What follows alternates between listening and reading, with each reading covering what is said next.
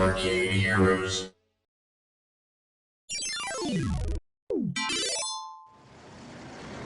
There are a lot of driving games in the arcade business, but not many of them have recreated the experience of being a taxi driver, except for Sega's Crazy Taxi.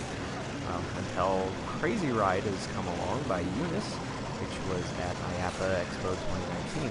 Now, we had heard about this game a little while ago, and of course, everybody immediately associated it with Crazy Taxi since it has the same style, same kind of gameplay.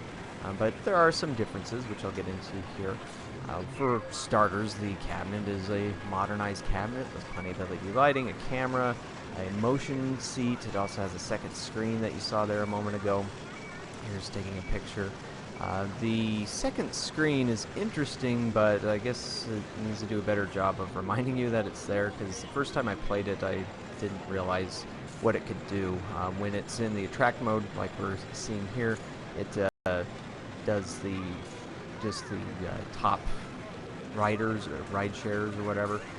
But when you're in game, as you're seeing now, it shows a map, like a GPS map. Now, one thing I didn't realize when I first started playing the game was that you can get calls, like requests from the app to go and pick up to earn more money. So if you're paying attention, then you actually have to choose that on the app screen. It's a touch screen, and then go find the person. Otherwise, if you're not paying attention to that stuff, the first time I played it, it felt extremely linear. As it was just like pick somebody up, drive down the street a short ways, drop them off, and then repeat, rinse and repeat for 60 seconds total. And there wasn't any way to get time. Now, there isn't a lot of skill involved there as far as having to stop within the space. You just have to hit the kind of rectangle that's glowing and get him from one place to the other. But the second time I played it, it was better. There were more turns and whatnot that I was able to take, and didn't seem so linear.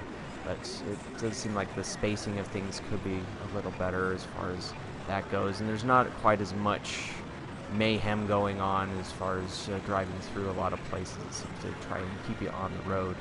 It does have some cheesy voice acting. The first time you hear "You are a genius," that's kind of amusing, but the fifth time is a little annoying. Also, I'm not sure if this was a show mode setting or if it's possible to, or if the game has any kind of setting for picking up extra time, and that's one big difference between this and Crazy Taxi, is that you just don't have time. There is the nitro boost, there are ramps, which I didn't come across too often, but this is overall the first ride-sharing game. Just maybe with some tweaks could be better. Now, there are some tweaks that I think they have to make, such as that green arrow. That's a design patent by Sega, so I don't know if there's any legal action going on or anything along those lines, but it seems to me like it'd be pretty easy to change that up.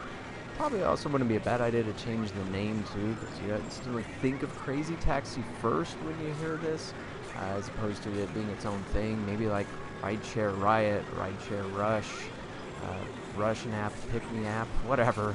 Just something that isn't crazy, right? But you know, it's fun. It looks great. The colors on this are very vibrant. The lighting system they're using, which might be HDR enabled, it looks really good. There's a lot of characters, including a Santa Claus and a Harley Quinn looking lady, and a bunch of generic people.